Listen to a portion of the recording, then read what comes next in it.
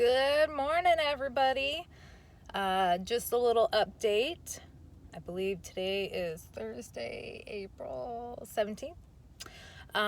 So let's see, Friday, February, March, April. So we're about 2 months out from finishing radiation. I am now doing my second cycle of chemotherapy. So in case you forgot, I have to take a chemotherapy pill every 4 weeks for 5 days. So this is my second cycle. This time it made me super sick. I'm supposed to take it at nighttime, and I forgot to take my anti-nausea pills before that, because you're supposed to take it 30 minutes before, and I was sick all night. It was absolutely horrible. So lesson learned, always take your anti-nausea pills before you take your chemo. But other than that, everything is going really well. So I have another follow-up scheduled soon. But I thought today would be a really good day to kind of share a little bit about my whole story, how I got here. So not necessarily my life story, but my tumor journey. So end of February 2000, well, this is 2018, end of February 2018, well, let's just say January 2018. So I went to Disneyland January 2nd and 3rd. I did not know I was pregnant. At the time, my husband had actually injured his knee, and so we went to Disneyland for a family trip, and he was scheduled, when we came home, he was going to end up having knee surgery. So at the time, my daughter was almost a year old because her birthday's in March, and we came home from Disneyland, and, my husband and I, we wanted to have another baby, and my body just didn't seem right, and I took a test, and I was pregnant. So when I went back tracking it and all these things, I figured out how far along I was, called my doctor. The doctor likes you to, at least my doctor likes you to come in when you're 8 weeks pregnant to get an ultrasound. So I had to wait a couple weeks. Well, when I get there, I wasn't 8 weeks pregnant. He goes, "Oh." So for those of you who don't know, my husband's a twin. I'm like, you do not tell people who significant other is twin, while you're doing the ultrasound. He said, because the baby was 12 weeks, not 8 weeks. So I was a little bit further along than I originally thought I was. So I was 12 weeks pregnant. I was working full time. My daughter was almost 1. I was like, I wanted a second baby, but man, this is a lot faster than I had planned. But at that point, it was okay. We knew we wanted 2 kids. We knew we wanted them close together. Fast forward a week or so. If we go into basically end of February, beginning of March 2018, I started to have some migraines. At this point, I had decided I wanted to have a natural birth. I wanted to have a midwife. And I couldn't take any migraine medication. I could only take Tylenol because I was pregnant. Well, the migraines were getting worse. They were more constant. I ended up sleeping with an ice pack on my head one night because my head hurt so bad. I've never felt that type of pain at all. I started to have like little things, like kind of if you stare at a TV screen, I would see somewhat of like, I guess, flashing or blurring of the lights, and my eyes would kind of hurt. Well, looking back, I didn't know then, but it gradually got worse and worse. And for my work, I'm an area supervisor for Supercuts, and so I have a territory where I drive around. I oversee 7 salons. So I was in Morgan Hill, which is about 45-minute drive from my home, and I came out the office, and I remember looking at the computer that we use for work, and everything kind of got blurry. I had a hard time lifting my left arm. I walked back into the office, and I kind of walked into the office door kind of like a dead leg, but not tingly, but almost like when your leg falls asleep. And I just knew it wasn't normal. I knew it wasn't right. I called my midwife. She said, "No, that's not normal, that you need to go to the emergency room." I talked to my husband. At that point, my husband used to be a firefighter, so he knows a little bit about emergency medical services. He was on his way out of town, and so he stopped by where I was working. He more or less thought that I was having a stroke because he's like, oh my God, can you smile? He was checking to see if I had, all the symptoms of a stroke, which I didn't. I told him I was fine. Go ahead, go out of town with your friends. So he left because I made him. I didn't want him to miss out on something because of me. And my father-in-law, he came to pick me up because I knew I should not be driving home. So he picked me up. We took me to the emergency room by my house. And they gave me some migraine medication through an IV. I think they said I was a little dehydrated. Can't remember. And since the medication helped a little, they just said, hey, it's a migraine. I saw a neurologist at the hospital. They said it's probably just a migraine and to follow up with a neurologist outside the hospital. They gave me a referral. And so I left. I went home. And, when I would sleep at night, it would seem like it would get a little better. And in the morning, it would gradually get worse. So I said, fine, it's a tension headache. I'm a hairstylist. I hold my arms all day. So I do have some stiff muscles like in my shoulder area and things like that. So I didn't really think anything of it. I tried to follow up with the neurologist that they referred me to that was here locally. I will tell you that it was a battle to get into that neurologist. I called, no one called me back. I'd call, no one called me back. Finally, one day, I just drove over there and I said, look, I was referred here by the emergency room. Like, I need to get in. I just knew that something was wrong, that something wasn't right. And so I was very demanding. And I was like, no, I need to get into this doctor. And I sat in the waiting room and they booked me an appointment. And I don't remember if I was coming that day or the next day, but I got in pretty soon. When I saw the neurologist, he told me it was a tension headache, and he showed me stretches where I had to go like this and hold my head because it was a tension headache. Well, that was like on a Thursday, right? And then on a Friday in March, I just remember driving my kids to daycare. The visual auras were getting so much worse to where I actually had to pull over because I couldn't see. The auras were getting bigger. I had them kind of in my visual area here, and it was just getting bigger, and it was kind of like lights spinning. And I couldn't see. I had to pull over. I was so scared. I had my daughter in the car, and I'm like, what am I supposed to do? And then it went away. So I dropped her off at daycare. I remember even talking to our daycare lady, and I was like, oh, I just had a migraine. Because I've been posting on my Facebook, like, hey, anybody have any remedies? So a lot of people knew I had a migraine and that it wasn't going away. I went home to rest because at that point, I knew there was no way I was going to work. No way I was driving, like absolutely horrible, totally not safe. So I stayed home. That night, again, I wasn't feeling good. And I guess when I was sleeping, my husband said that I was breathing weird. So he went to wake me up. And when he woke me up, he said I was very confused and very disoriented, which is not normal. Like people may be like, what's going on? But he said there was just something not right. So he called the ambulance. Now, I do not remember him trying to wake me up. He called the ambulance. The ambulance came. I do not remember them coming. What I specifically remember was being outside of my house and them saying like, oh, are you okay to walk down the stairs? And I said, yeah. And I held on to them because our room is upstairs. So I guess ideally, if I'm able to walk, it's a lot easier than having the paramedics, put you on the gurney and carry you down. And so they held on to me and then they said, okay, can you get on the gurney? I got on the gurney. And I remember them loading me up. And as we're driving to the hospital, which is only a few minutes from my house, I vaguely remember like my eyes rolling back in my head. And I remember hearing them say, she's seizing. So I had a seizure in the ambulance. And then when I got to the hospital, supposedly I had another seizure. So the doctors are assuming, afterwards, they're assuming that the weird breathing I had in my sleep was probably actually my first seizure.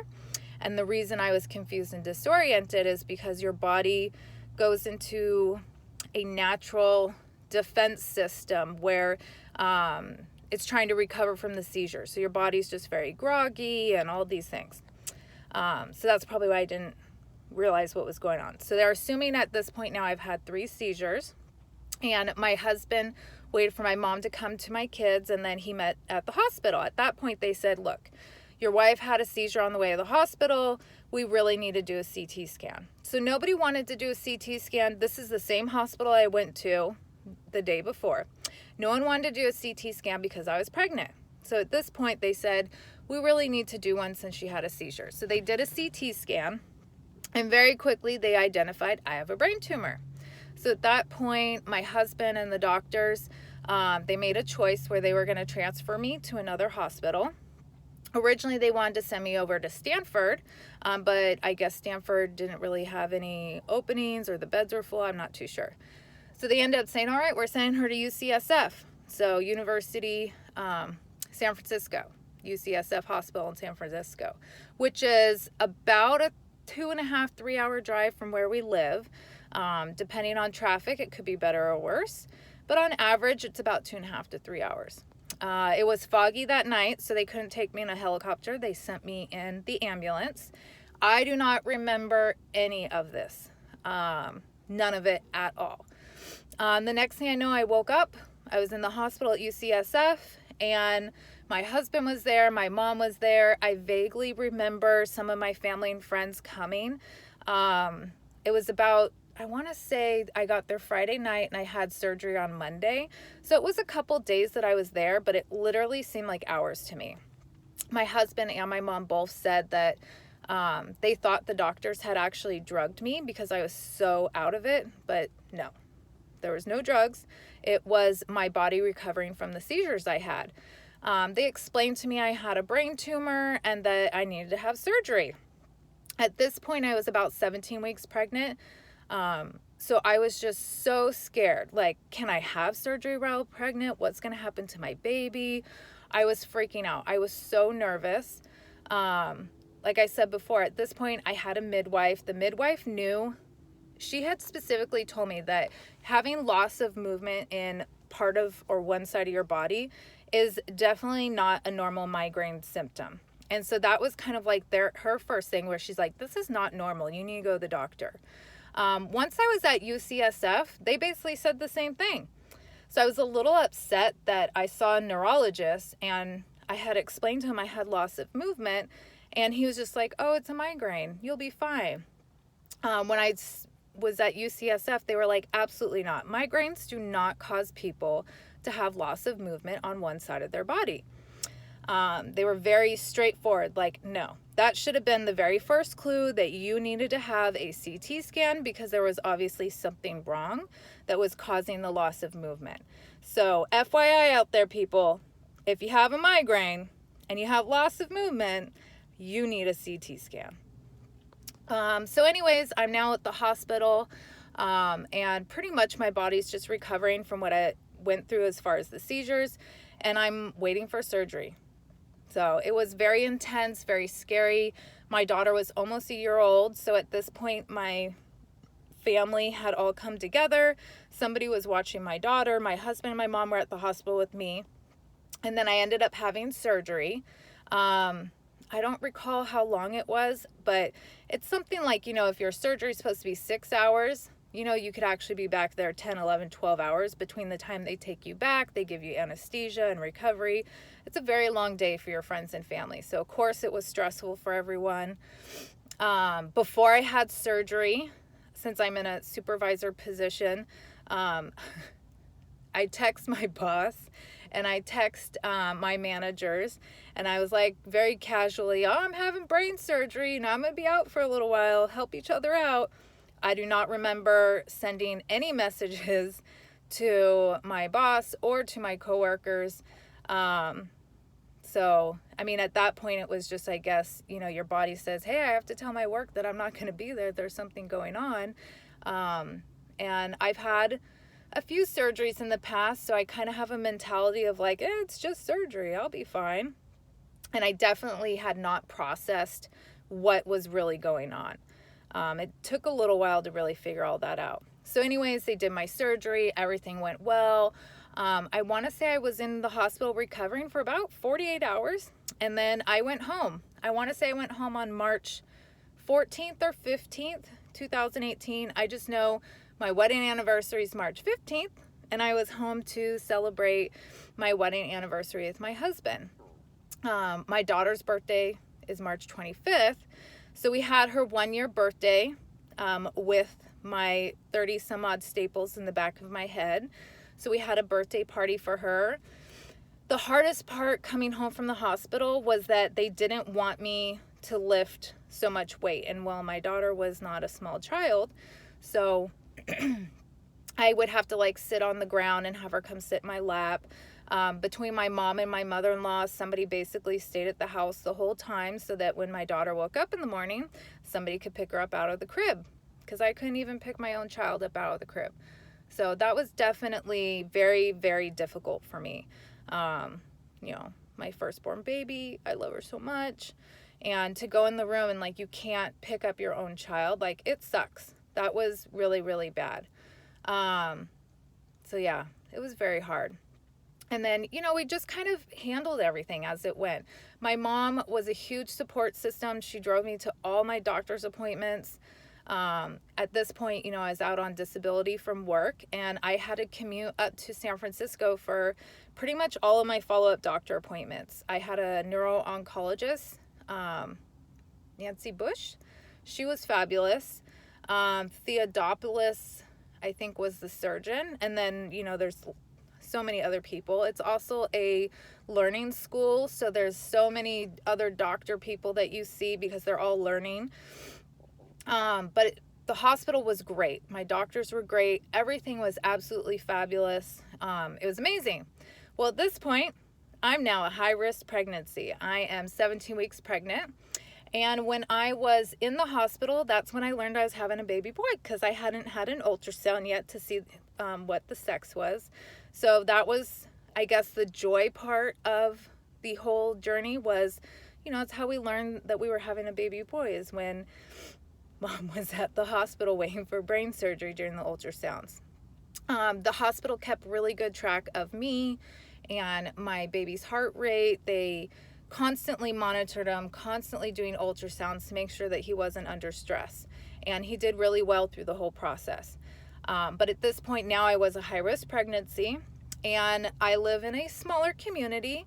And because of what happened to me, my midwife was like, look, you really need to be in a medical facility. So at that point, I had to reach back out to my original OBGYN that I had with my daughter. And he's not necessarily a specialist as far as like high-risk pregnancies. So they still wanted me to go up to UCSF. I can't remember the name of them. But they're not an OBGYN, but they're fetal medicine or something like that. They're a little bit different. So he actually wasn't fully comfortable taking care of me. And UCSF, I was not comfortable driving there all the time, you know, because at the end of your pregnancy, you go every week. So my two doctors basically worked together. So UCSF and my local OBGYN, they all worked together so that I could go to San Francisco once a month, and then I'd have my local doctor in case anything was going on. So everybody worked with me, and it was so much easier that way. The blessing in disguise, at about 32 weeks pregnant, so because I was high risk, I had lots of fancy ultrasounds that I never had with my daughter. And I had lots of anatomy scans. Everything was great. You know, shortly after my brain surgery, I want to say when he was about 20 weeks along, they did a really detailed ultrasound where you could see everything. You could see the blood flow. You could see the organs. I mean, it was crazy how much they could see. And my kid was healthy. But about 32 weeks, I had another follow-up ultrasound.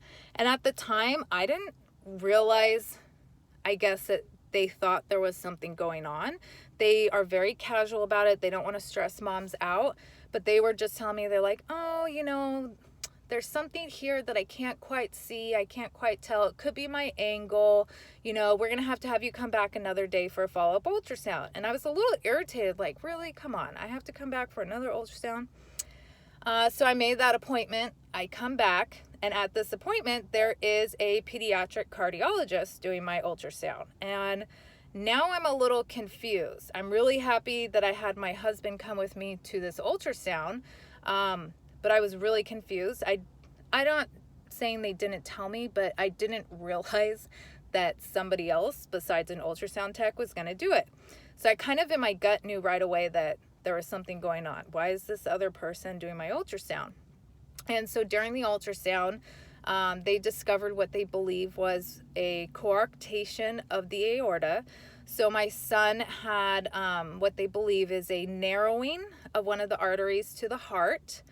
But again, they can't tell you. Oh, it could be, but we're not sure.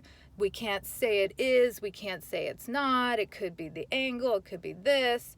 But at the time, they had already wanted me to birth at UCSF because of my brain surgery. They wanted to make sure that they were well prepared to handle my medical needs in case anything happened. And with my first daughter, so my first child, my labor was less than 6 hours, 100% natural. So I was very worried about going into labor and having to drive to San Francisco. So we already had a planned induction at 39 weeks so that I could birth at UCSF and be in the safest environment for me and my baby. And although they believed he had a possible coarctation of the aorta, it did not change the birthing plan because we were more or less already going to be birthing at the hospital. They have a children's hospital there, and that's where they would basically send my son. If I had him at the local hospital and they found it, they would have transported him there.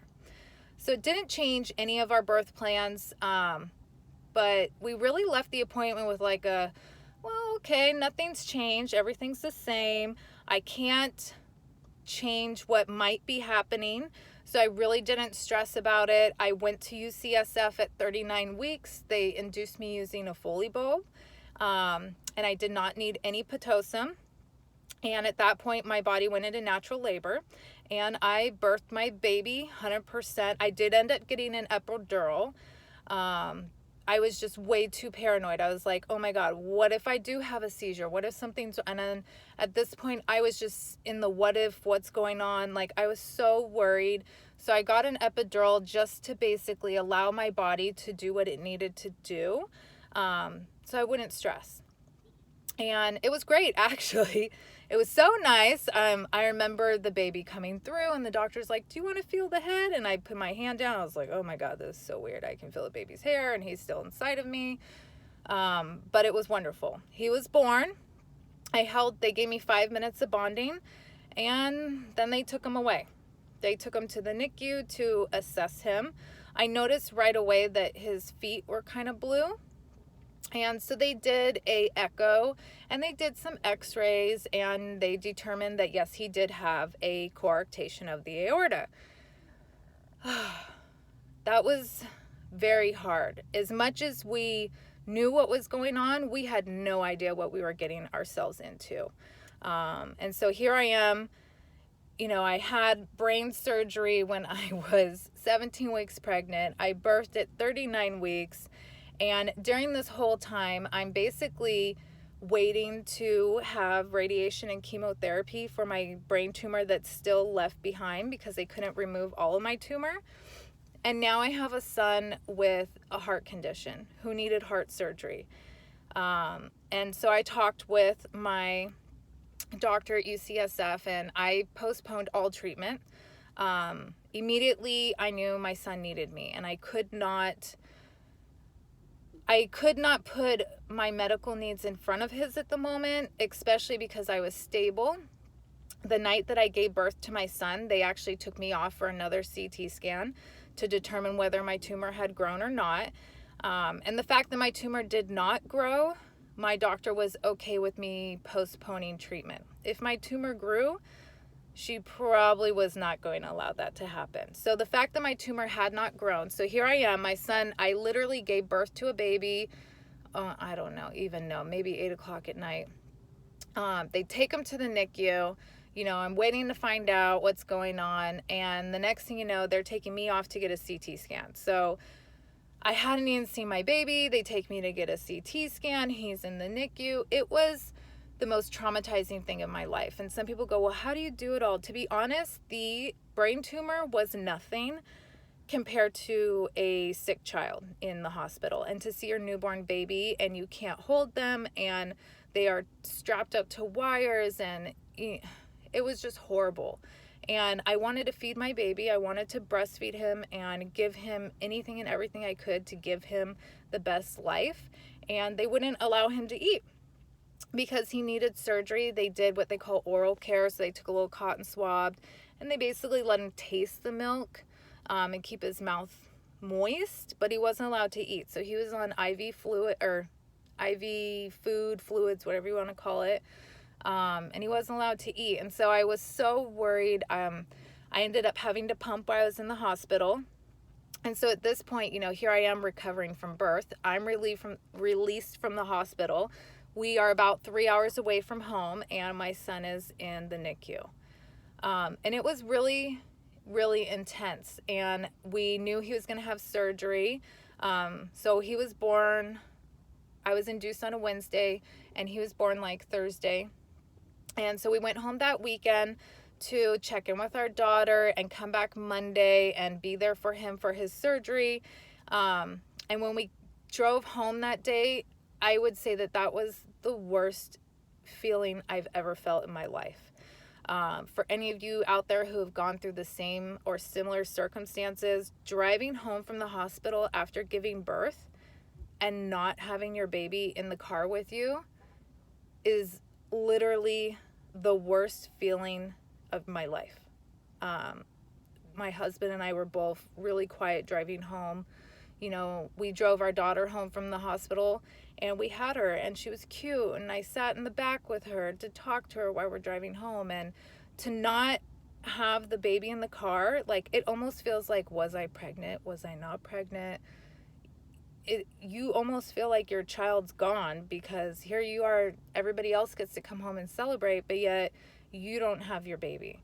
So that was honestly the worst feeling I've ever had in my life. I came home, hugged my daughter so much, and then we went back up to Be Strong for my son. He had his heart surgery with Dr. Reddy. The hospital staff is absolutely amazing. My son did have some hiccups. So once we went back up there, Ronald McDonald House, amazing. We actually stayed more or less in the hospital in the Ronald McDonald housing. If anybody doesn't know about Ronald McDonald housing, it is phenomenal. Not only do they give you a place close to your baby to stay for free, which if anybody doesn't know, San Francisco is really expensive. Even staying at a hotel is a couple $100s a night. But they have services there for all the families. They basically have a place for you to go with your kids that they can, not be in a hospital. They provide meals, which everything is so expensive. So Ronald McDonald House, amazing. They were so supportive. So it allowed us to be close to our son, but yet still, relax and get some rest when we could. My son had some hiccups. Once he came out of surgery, his chest tube, I believe, was really painful for him. They did what they call a thoracotomy. So they go through his chest wall, not an open heart surgery. It's supposed to be better, but it's actually more painful. So I think my son was in a lot of pain. They predicted that he would have been in the special ICU that they have there for the cardiac children. They didn't think he'd be there more than 24 or 48 hours, and he was there almost a week. My son started to actually hold his breath when he was mad, and his stats would drop. And I remember the very first time I got to hold him after his surgery, I went to put him back down, and I think maybe the chest tube had moved or something, and it was so scary. All the doctors come running in, and immediately you think the worst. And at that point, I felt like I hurt my child because I was the one holding him. So the doctors then decided to remove the chest tube. I remember one doctor was like, why do we still have it in? It's very painful. Let's take it out and let's see if he improves. They took the chest tube out that day. All of a sudden, he started to get better. And immediately everything was better. So he got transferred into what they call the transitional cardiac unit. So he's no longer in the ICU. He spent a day in the transitional unit. And at that point, he's just with the nurses who are amazing. He's recovering. And from there, everything started to get a lot better. He was slowly being allowed to eat through a tube. So my son was sent home from the hospital at 2 weeks old. I want to say about 7 or 8 days after heart surgery, and he came home on a feeding tube. So he had an NG feeding tube. The hospital staff educated us on how to put the tube in, how to feed him. So at this point, I was still pumping, and I was feeding him through the tube. And by the time he was about a month old is when I was actually able to fully breastfeed him, and we got him off the tube altogether. So as of right now, my son is 8 months old. He's doing great. He does have a helmet because he has a flat spot on the back of his head. My personal opinion is due to where the pain from the chest tube was, he actually had to kind of lay on his side. So even though they try to rotate him as much as possible, the flat spot is from him being in the hospital bed and laying in a similar position. So he does have a helmet that he wears to help round out that flat spot. And so far, he's doing great. Developmentally, he's not behind. They did follow up with him on some genetic testing to see if there was a reason. And so far, they haven't identified anything. So I think my biggest thing I commonly come across is everybody thinks that because I had brain surgery, that's why my son had a heart condition, which is not true.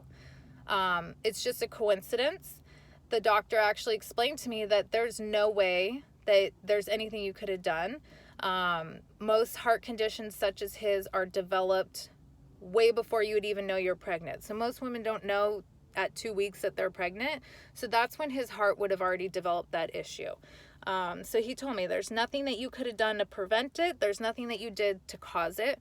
It's just basically what happened to him. So I guess it was more reassuring to hear that. The other thing, my son was actually born with fused ribs. So he has 3 fused ribs. And originally they thought he had something called butterfly vertebrae, where some of his C3 and C4 or C4 and C5, the vertebrae itself is not fully developed. So they did want to follow up with him with genetics. They tested him for something called Kabuki syndrome. He does not have Kabuki syndrome. So at this point, there's no genetic explanation for anything that's happened to him, but he will be followed by UCSF for a very, very long time. He will have to have some follow-up stuff in regards to his neck, just to make sure that he doesn't develop issues such as scoliosis. That seemed like that's what they were most concerned about. And the other thing they were concerned about was his developmental, so long as he was able to walk and crawl and things like that. So after surgery, the fact that he was moving all his arms and legs, they didn't really think that he was going to have any issues. But in regards to the vertebrae in his neck, that's what they're really going to follow up is, whether or not it has an issue. When he gets older, they will want to do a MRI or a CT scan, but they'll have to sedate him so he holds still. So they're waiting as long as they can to do that. And since at this point he's about to crawl and he's 8 months old, they don't think that it's having any developmental delays for him. So they're not in a rush to put him under to look at it. But he does have some vertebral abnormalities, as well as the fused ribs. And other than that, I guess he's good. But he's healthy. And that is my brain tumor journey as of now. So the blessing in disguise is that my brain tumor led to my son being diagnosed in utero for his coarctation of the aorta. If he wasn't diagnosed when I was pregnant, I probably would have birthed. Say I did birth at my local hospital, and all these things, I could have gone home and then later on found out that he had a problem, and it would have been scary. Anybody that's had to do that, right? You have a child who either is turning blue or can't breathe or their stats drop. And typically what happens is they get some sort of organ damage. And then by the time you go to the hospital, they would have had to helicopter him up to UCSF. More than likely, he would have had to wait for surgery, and he would have been, in the hospital waiting as his organs would heal, and then he gets surgery. So then he would have spent maybe months in the hospital. So the fact that he was diagnosed when I was pregnant really honestly is that blessing in disguise, because I was a high risk pregnancy is what led to my fancy ultrasounds, and that's how they caught it. And Dr. Quesada at UCSF, he is amazing. Not that he saved my life or my son's life, I'd just say he made my son's life less traumatic and so much easier. And the fact that we kind of knew what was going on ahead of time, it wasn't as scary. So for anybody out there and you get those things, you know, it's I'll have to talk more about it later, but it's a process going through all of that. But at this point, you know, I postponed treatment as long as I could so I could breastfeed my son. And you know, Christmas of 2018, I slowly started to stop breastfeeding him and cutting back. And then in January, the doctors were like, you need to start treatment. You can't keep putting it off. So I started radiation treatment in January 2019. So at that point, I was no longer allowed to breastfeed. And then I finished February 14th, 2019. And my son is now 8 months old, and he's healthy and he's doing great. So my whole story and my journey is, 1, about my brain tumor, 2, about my son, who is a heart warrior, and 3, about my choices and fighting for what I wanted, so that I could give my son the best and healthiest life.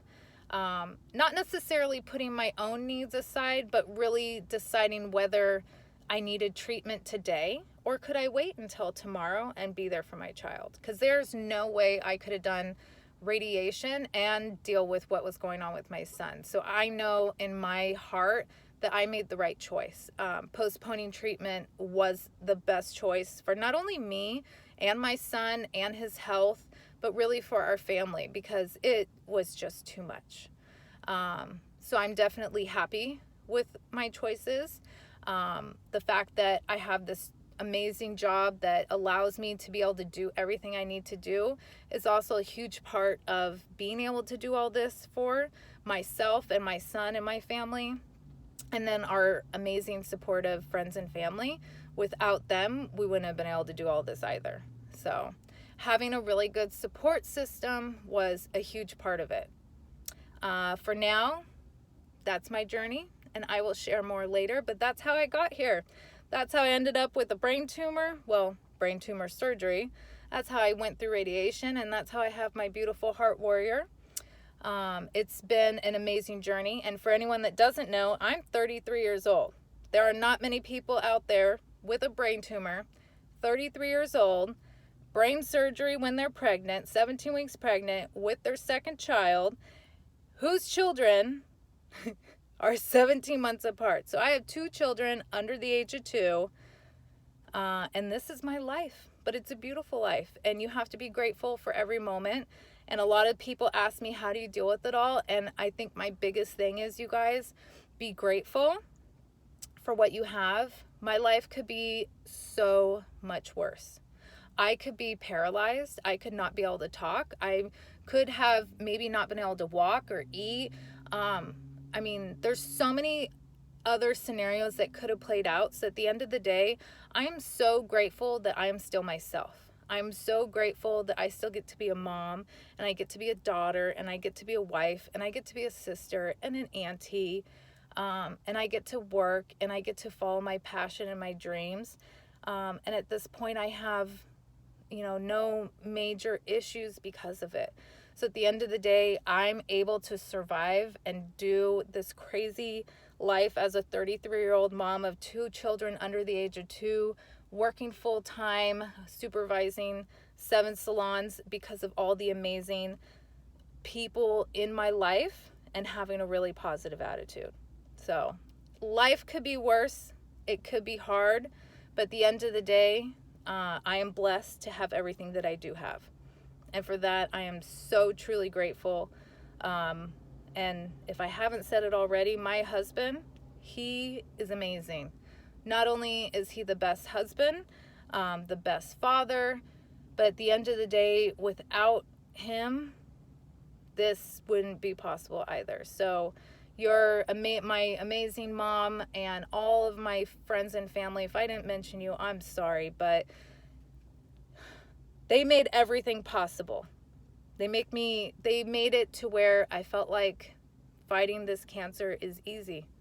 And I hate to say that because I know it's not easy for everyone, but at the end of the day, nothing was worse than my son's journey in the hospital. I think that that's probably what made fighting cancer easier for me, because I can fight for myself, but having to fight for your child, that's a whole different world. For some of you guys out there that have to continue to do it for your kids all day, every day, it is not easy, and I'd rather fight cancer for the rest of my life than have to watch my son in the hospital again. That was more painful than any of this. So, on a positive note, everything in my life is fabulous right now. My kids are healthy. My daughter is too. My son is almost ready to crawl. And I am not getting brain radiation anymore. Waiting for my hair to still grow back. But you know what? I'm a hairstylist. I was at a hair show this last weekend and people thought I did this on purpose. So you know what? I'm in the best industry possible to have crazy hairdos. The worst part about it is I don't like to wear wigs and hats. And if that's the worst part of my life, you know what? My life is good. So thank you for listening to my very long journey. I hope that you can share this with anybody who might benefit from hearing about a young mom who still has a career with 2 kids under 2, fighting fighting brain cancer. Additionally, with my son and his heart condition. So if I can do it, you guys, anybody can do it. You're all strong and powerful. See you later.